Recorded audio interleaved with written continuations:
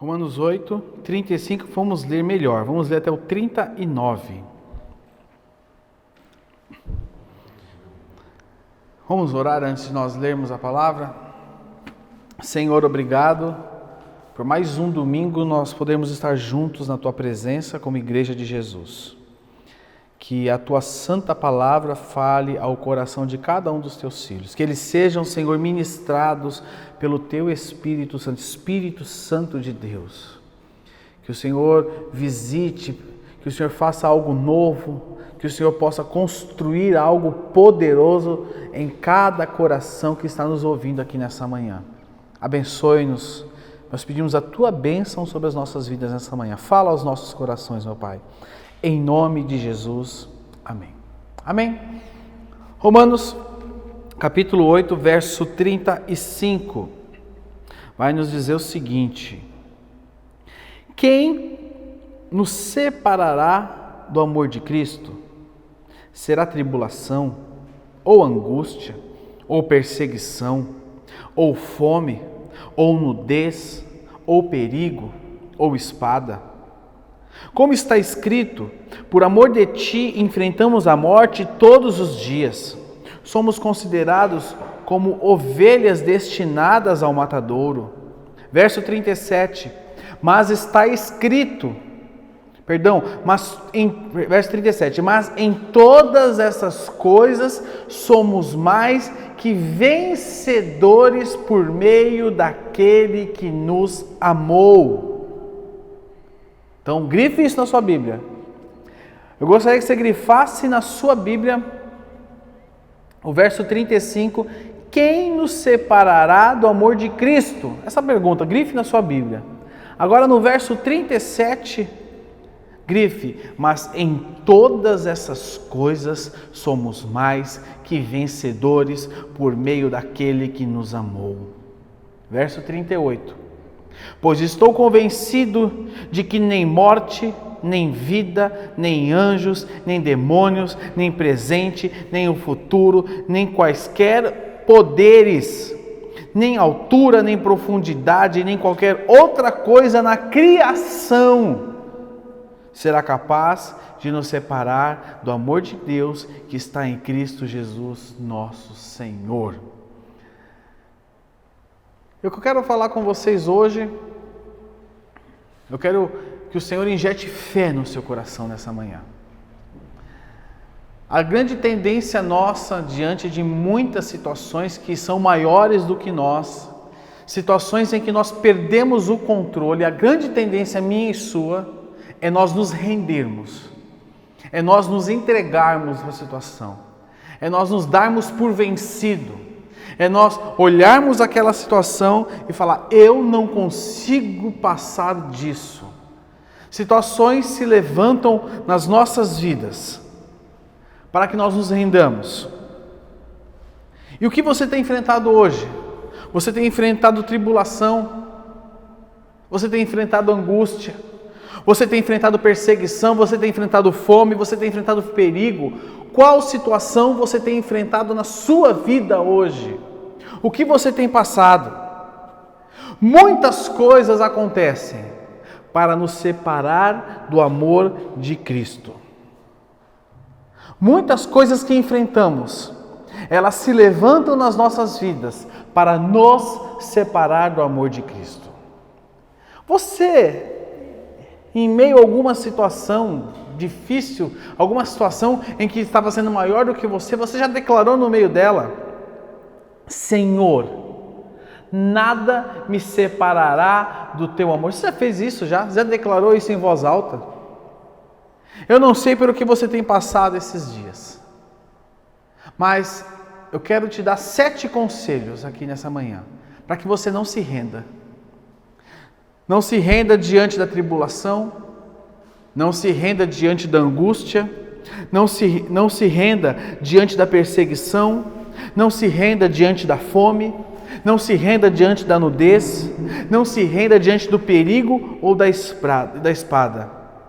Porque aqui o apóstolo Paulo diz no verso 36, por amor de ti, enfrentamos a morte todos os dias.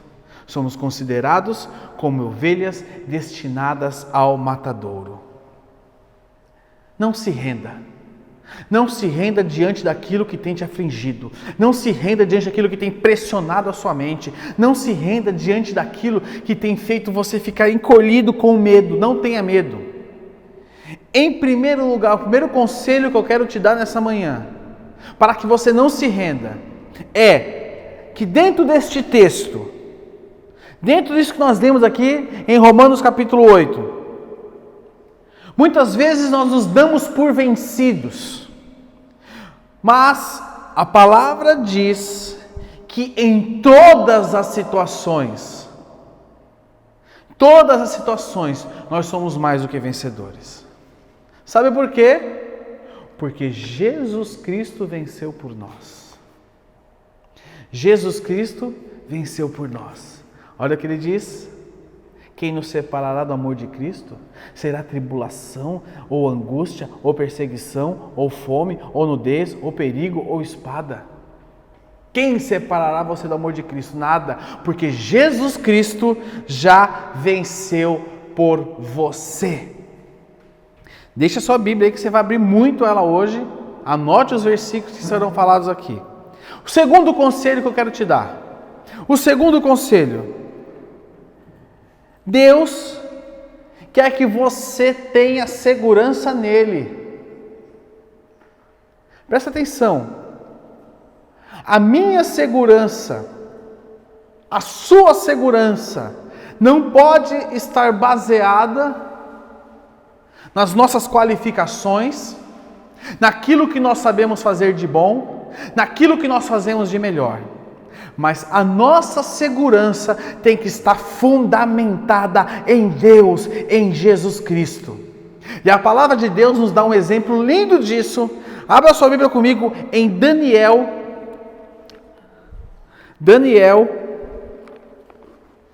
capítulo 3. Daniel capítulo 3, verso 16. Daniel capítulo 3, verso 16. Olha só o exemplo desses jovens. Daniel 3, 16 em diante diz o seguinte: Sadraque, Mesaque e Abdenego responderam ao rei: Ó Nabucodonosor, não precisamos defender-nos diante de ti. Se formos atirados na fornalha em chamas, olha só a segurança que esses jovens tinham no Senhor. Olha a segurança. Você tem essa segurança? Eles não se renderam,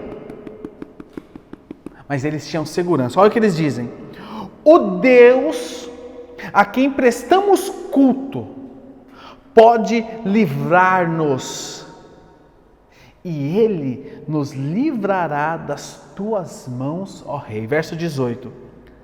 Olha a segurança. Mas se Ele não nos livrar, saibam, ó Rei, que não prestaremos culto aos teus deuses, nem adoraremos a imagem de ouro que mandaste erguer.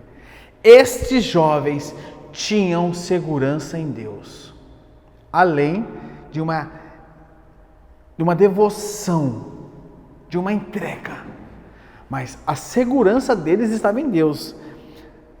O Deus a quem prestamos culto pode livrar-nos, e Ele nos livrará das tuas mãos. Nada vai me separar do amor de Deus. Sabe por quê? Porque a minha segurança está nele. Eu amo ao Senhor. Não se renda. Meu segundo conselho a você nessa manhã: não se renda, porque Deus quer que você tenha segurança nele. O terceiro conselho que eu quero dar para você aqui é entendermos. Nós precisamos entender que nós estamos em meio a duas realidades. Eu quero que você abra comigo a sua Bíblia agora, lá em 1 João.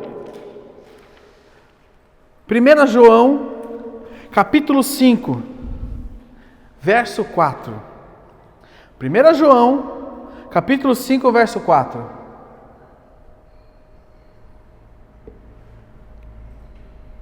1 João capítulo 5, verso 4, nos diz o seguinte. Achou aí? Diz o seguinte: o que é nascido de Deus vence o mundo. E esta é a vitória que vence o mundo: a nossa fé. Verso 5. Quem é que vence o mundo? Somente aquele que crê em Jesus é o Filho de Deus. Nós estamos em meio a duas realidades. A realidade que enxergamos, a realidade que se vê, e a realidade que a palavra de Deus nos dá. A realidade que a palavra de Deus nos dá. Crer,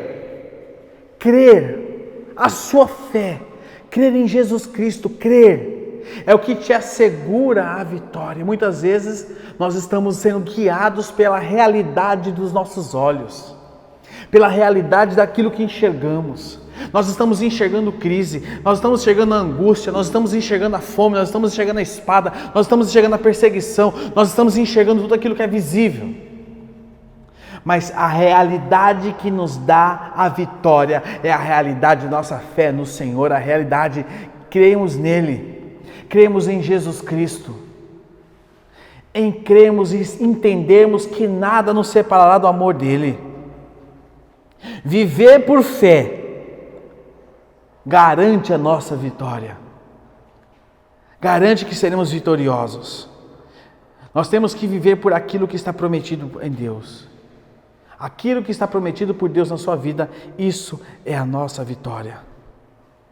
Se crermos que Jesus Cristo é o Filho de Deus, essa é a nossa vitória. Essa é a vitória de todo aquele que crer em Jesus Cristo, que Ele é o Filho de Deus. O quarto conselho que eu quero dar para você nessa manhã, neste dia, ou não sei quando você vai ver essa mensagem, é que a palavra de Deus, ela é viva. E eu quero convidar você que você abra a sua Bíblia comigo, ainda em 1 João capítulo 2, volte um pouquinho ainda em 1 João capítulo 2, verso 13.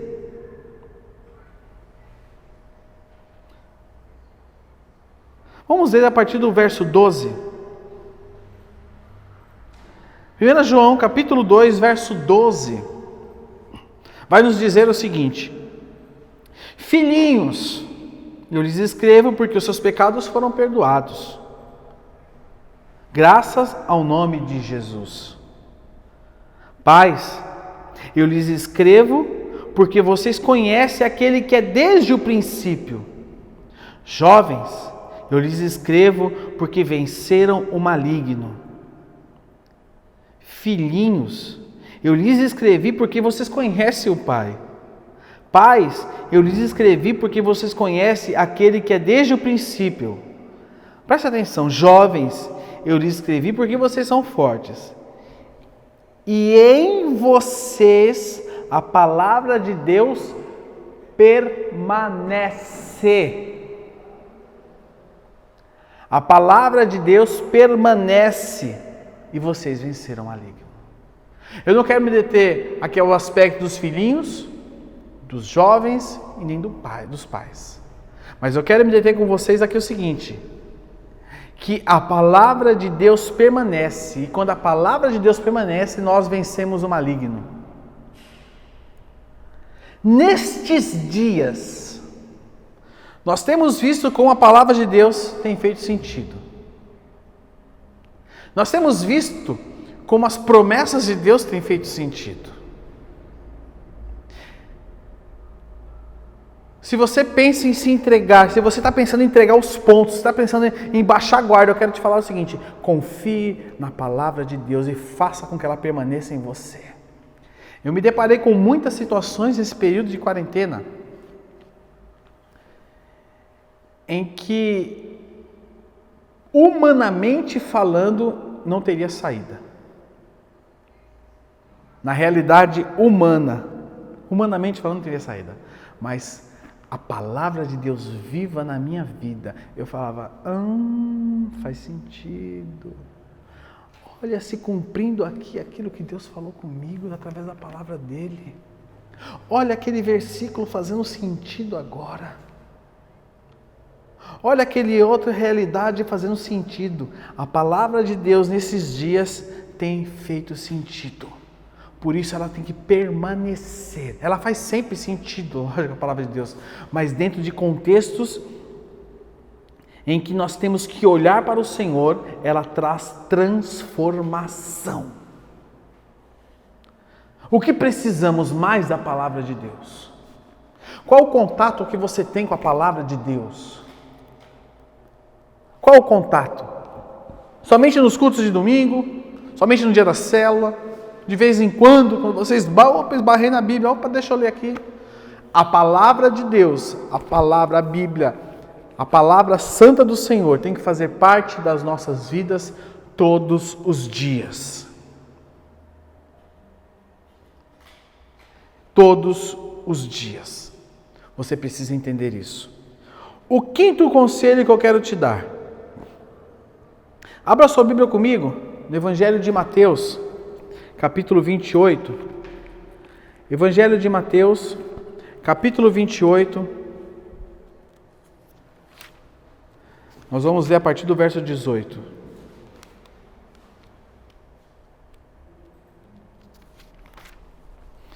Mateus 28, 18. Nós vamos ler até o verso 20. Diz o seguinte: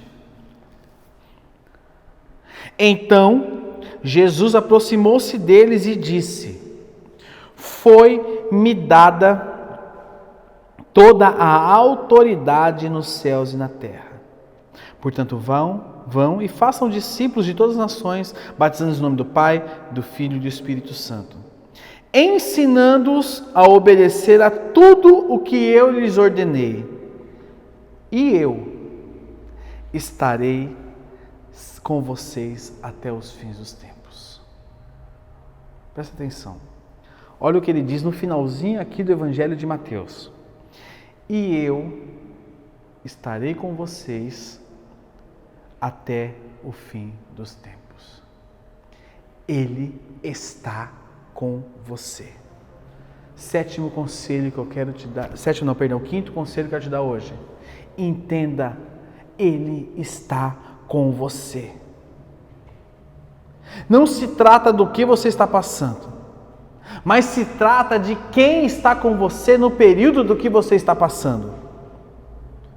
A companhia, quem está com você, é mais poderoso do que aquilo que está ao seu redor.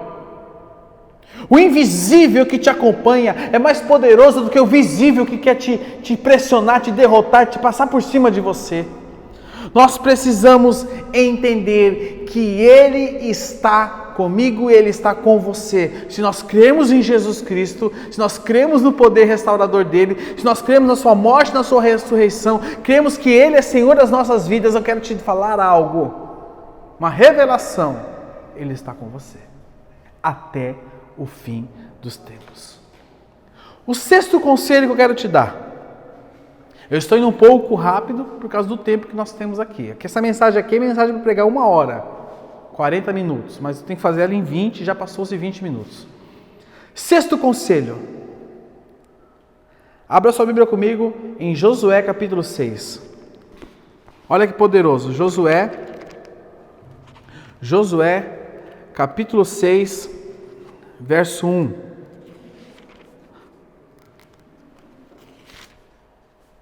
Josué 6, 1.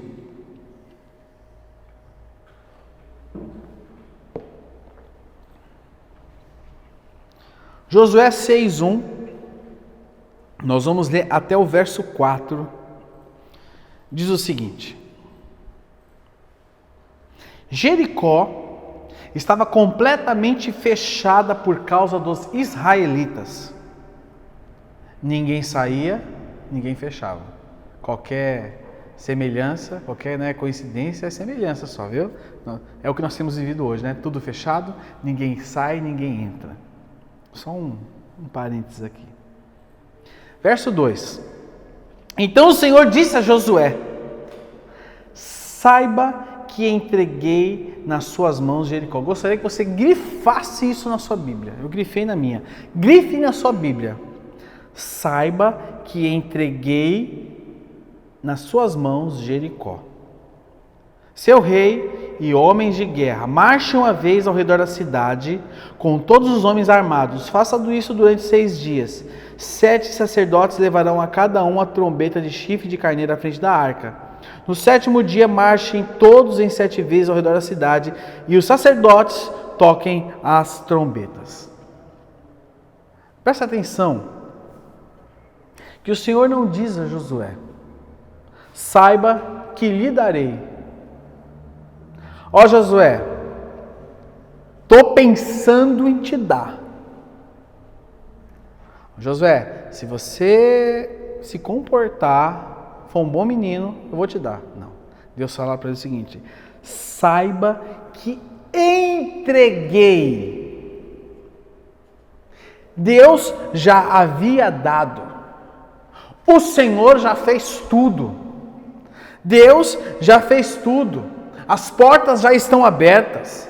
Ele já te curou. Sabe o que é a sexta lição? A sexta lição sexto conselho é: você já é vitorioso. Já somos vitoriosos no nome de Jesus Cristo. Ele já te curou das suas enfermidades, que Ele levou sobre si no madeiro as suas enfermidades. Você já é liberto. Nós já somos vitoriosos. O Senhor já fez tudo. Deus passa para Josué uma convicção aqui, ó. Saiba que entreguei, algumas pessoas já entreguei. Saiba que entreguei nas suas mãos o que você tem enfrentado, o que você tem passado. O Senhor já fez por você. Ele já te abençoou. Você já é vitorioso. Está com problema no seu casamento? Eu quero te falar algo. Creia. Porque Deus já restaurou o seu casamento. Deus já te curou. Aproprie-se disso nessa manhã em nome de Jesus. Sétimo conselho. Deus não perdeu o controle. Abra sua Bíblia comigo em 1 Samuel. 1 Samuel capítulo 17. 1 Samuel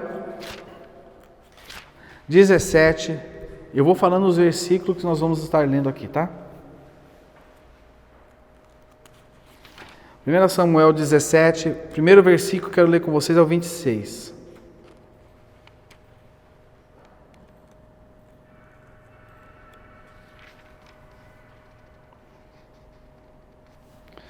A página está colada.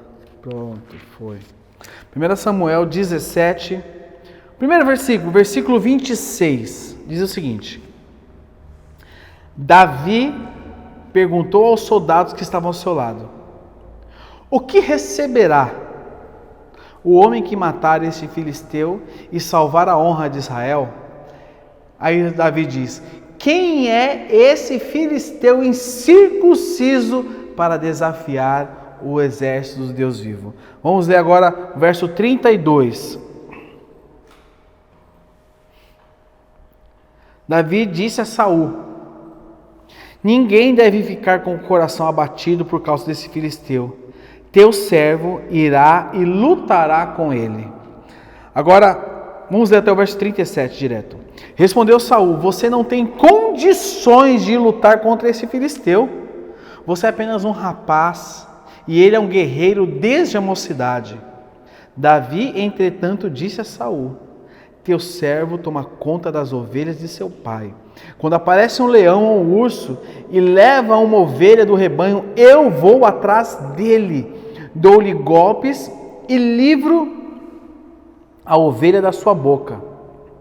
Quando se vira contra mim, eu o pego pela juba e lhe dou golpes até matá-lo. O teu servo pode matar um leão e um urso, esse filisteu incircunciso será como um deles, pois desafiou o exército do Deus vivo. Verso 37. Grife na sua Bíblia. O Senhor que me livrou das garras do leão e das garras do urso, me livrará das mãos desse filisteu. Agora eu quero ler com vocês o verso 42. Verso 42. Olhou para Davi com desprezo. Viu que era um rapaz ruivo e de boa aparência e fez pouco caso dele. Disse ele a Davi: por acaso sou um cão, para que você venha contra mim com um pedaço de pau? E o filisteu amaldiçoou Davi, invocando os seus deuses. Verso 45. Davi, porém, disse ao filisteu, grife isso na sua Bíblia: você vem contra mim com espada, com lança e com dardos, mas eu vou contra você em nome do Senhor dos Exércitos, o Deus de Israel, a quem você desafiou. Preste atenção, meu irmão. Davi confiava tanto no controle de Deus. Davi sabia que Deus estava com ele, que logo lá no verso 26, ele diz o seguinte: quem é esse filisteu incircunciso para desafiar o exército do Deus vivo? Confiança. Ele tinha tanta confiança de que Deus estava no controle, que ele sabia que ele poderia ir contra aquele homem, mesmo sendo o terror do momento. Todo mundo enxergava ele, Golias, o filisteu, ele é gigante, ele é isso, ele é aquilo outro. Nós não podemos contra ele, nós não podemos contra essa situação. Olha, se fosse Saul, menosprezou ele, todos menosprezavam ele pela estatura dele, por quem ele era. Mas Davi sabia que aquela situação estava no controle de Deus. Sabe, meus irmãos, o gigante está aqui. Mesmo que Davi tacasse a pedra para cá, a pedra faria isso aqui e iria até o gigante. Sabe por quê? Porque Davi ia contra ele no nome do Senhor. Já estava escrito que Golias ia cair. Já estava escrito que Golias ia cair. Em Números 14, verso 9. Números 14, verso 9, Deus fala o seguinte: e não tenham medo do povo da terra, porque nós os devoraremos como se fossem pão. A proteção deles se foi, olha só, mas o Senhor está conosco. Eles não sabiam que era pão. A única referência que eles tinham era do maná caindo no chão. Era fácil para aquele povo comer o maná, porque era só pegar e comer. Eles confiavam. Eles confiavam. Deus não perdeu o controle de nenhuma situação. Deus não perdeu o controle. Deus não perdeu o controle da sua situação. Sabe, meus irmãos, por que você pensa em se render, em se entregar, se você é mais do que vencedor? A Bíblia nos mostra de Gênesis a Apocalipse que somos mais do que vencedores por meio daquele que nos amou. 2 Coríntios, abra sua Bíblia comigo em 2 Coríntios. 2 Coríntios, capítulo 4. Já caminhando por final aqui do que nós vamos falar. 2 Coríntios, capítulo 4.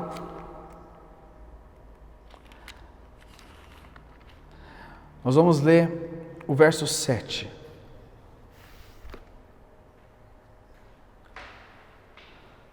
Mas temos esse tesouro em vasos de barro, para mostrar que este poder que a tudo excede provém de Deus e não de nós. Esse texto fala duas coisas. Somos vasos. E ele fala sobre o conteúdo do vaso.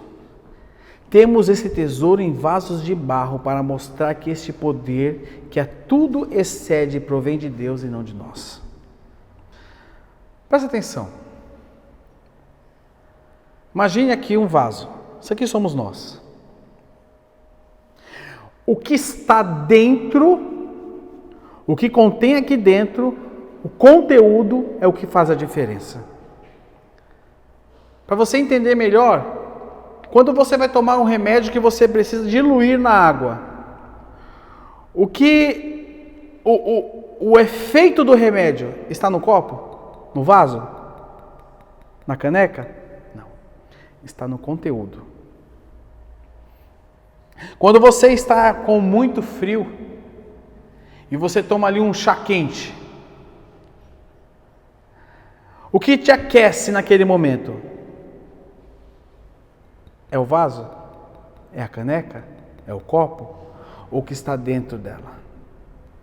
Ou então quando você está com muita sede, aquele dia calorento, muita sede, dia caloroso que 40 graus, e você toma um copo de água gelado, com pedras de gelo, gelado, que te refresca. O que te refrescou? Foi o vaso? Foi o copo? Ou o que tem dentro? Toda transformação que Deus pode fazer na sua vida, toda transformação que Deus pode realizar no seu casamento, na sua vida nestes dias, sabe onde está? Está em você. E o nome dessa transformação chama-se Jesus Cristo. Ó, é a transformação. Davi era um vaso, mas o que fazia diferença é o que estava nele. O nosso problema é que nós olhamos muito o vaso.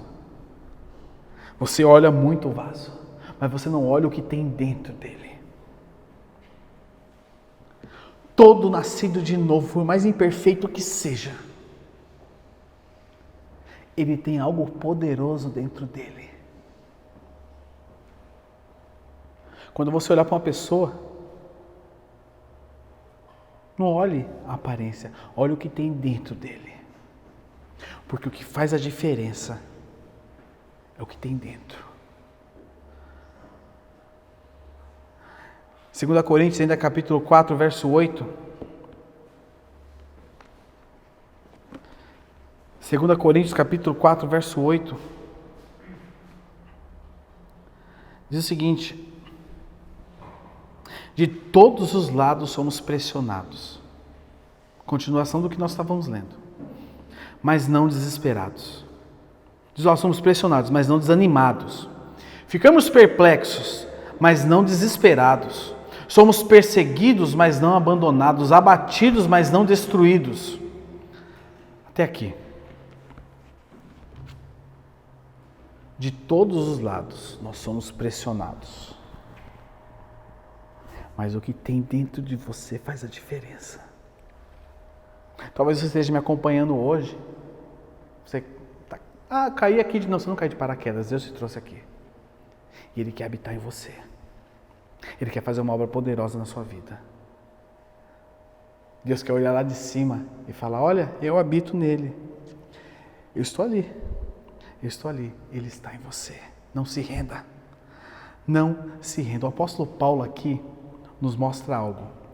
Que nós estamos pressionados, perplexos, perseguidos e abatidos. Mas não estamos. Presta atenção. Ele fala: estamos pressionados, perplexos, perseguidos e abatidos. Mas ele fala: mas nós não estamos desanimados, desesperados, abandonados e destruídos. Para encerrar, o significado de cada uma dessas palavras. Não do que nós estamos, mas do que nós não estamos. Desanimado.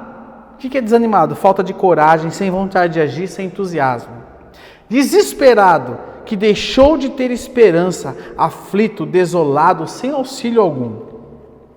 Abandonado é uma pessoa desamparada, deixada de lado, negligenciado, desesperado e esquecido. Destruído, aniquilado, deformado e exterminado. Nós não estamos nada disso. Olha só. Podemos estar pressionados, mas com uma grande paz interior. Oh, Deus do céu. Podemos estar perplexos. Perplexo é uma pessoa que não sabe lidar com algo, algo sem explicação. Podemos estar perplexos, mas com uma grande esperança. Podemos estar passando por grande perseguição, mas tenho o amparo e a ajuda do Senhor. Você pode estar abatido, mas você não está destruído. É isso que o apóstolo Paulo falou. Isso é ser mais do que vitorioso em Cristo Jesus. Não se renda. Não se renda. E 2 textos para me encerrar com vocês. 2 Coríntios capítulo 4, verso 16. Diz o seguinte: por isso não desanimamos. Embora exteriormente estejamos a desgastar-nos, interiormente estamos sendo renovados dia após dia. Pois os nossos sofrimentos leves, olha só, pois os nossos sofrimentos leves e momentâneos estão produzindo para nós uma glória eterna que pesa mais do que todos eles. Assim, fixamos os olhos não naquilo que se vê, mas do que não se vê, pois o que se vê é transitório, mas o que não se vê é eterno. E para encerrar, 1 Pedro capítulo 5, verso 10. O Deus de toda graça que os chamou para a sua glória eterna em Cristo Jesus, depois de terem sofrido durante pouco de tempo, os restaurará. Receba essa palavra sobre a sua vida. Os restaurará, os confirmará, lhe dará forças e os porá sobre os firmes alicerces. A ele seja o poder para todos sempre. Amém.